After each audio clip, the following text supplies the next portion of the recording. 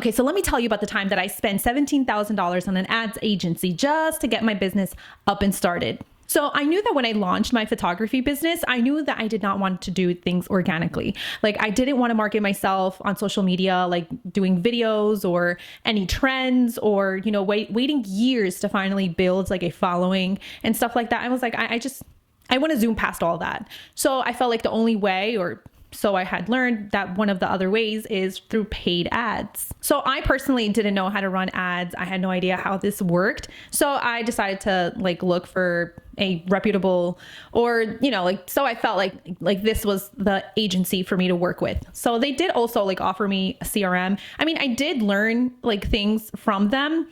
I just don't think that I should have gotten into $17,000 in debt before I started seeing clients, or before I started seeing a dime into my business. Should I have gone in on $17,000 in debt? So I had already been in debt, but I thought that this was a necessary debt in order to get me out of debt. So it felt logical, right? You have to spend money to make money, just that I didn't have any money. It wasn't my money that I was spending. I mean, I can't say it was a complete waste because I did get clients coming in. Just that I don't even think I broke even actually during that time that I was hiring them. If anything, I think instead of going forward, it kind of set me back like financially. But here is what I didn't understand back then that I do understand now, that you don't solve a cash flow problem with more cash, or in my case, with more credit card debt. You solve it by being creative with what you already have. So I hired a business coach, and she told me, she's like, well, what are you doing if you don't have any clients coming in the door? And at that time, like I had still been on unemployment. So she told me, she's like, well, how are you getting by? And I told her, well, I have unemployment at the time. That's kind of sort of, you know, I didn't tell her about my credit cards being my supplemental income, but I told her I had a way of getting my bills paid. She's like, well, so then what are you doing with your extra time then? And I was like, so she says, well, how do you expect to like launch a business and get people in the door when you're not even doing model calls? Like that's the bare minimum that you should be doing with your time. You have plenty of time on hand.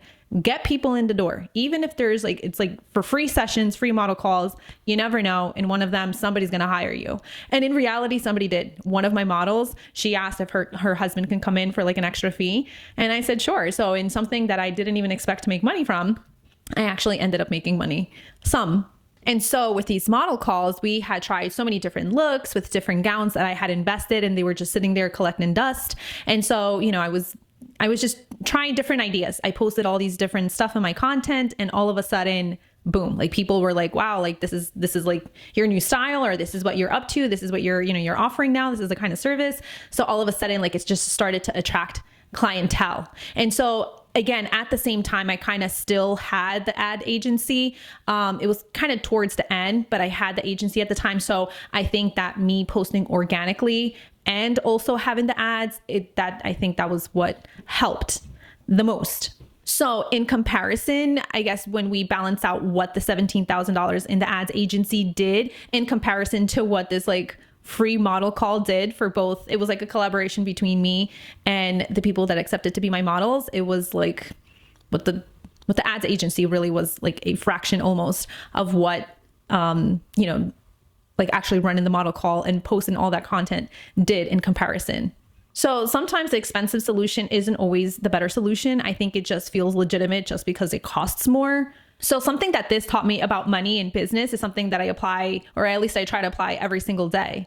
Throwing money at a problem is not the same thing as actually trying to solve the problem.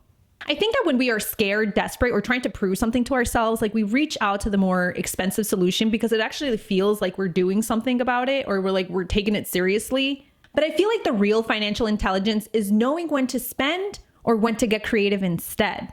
I didn't need $17,000 in ads. What I needed was a strategy. Not all strategies cost money. Sometimes strategies just cost time and courage. So now before I spent any significant amount of money on my business, I asked myself these 3 questions. Can I test this with a smaller amount first? Can I get a similar result with free or less? And what is the realistic return I expect, and is it worth the risk? Those 3 questions have helped me from repeating those same mistakes over and over again. investing in your business is smart. Don't get me wrong. But spending money on your business without a strategy, that's just expensive hope. Subscribe and comment, and don't forget, I'll see you in the next one.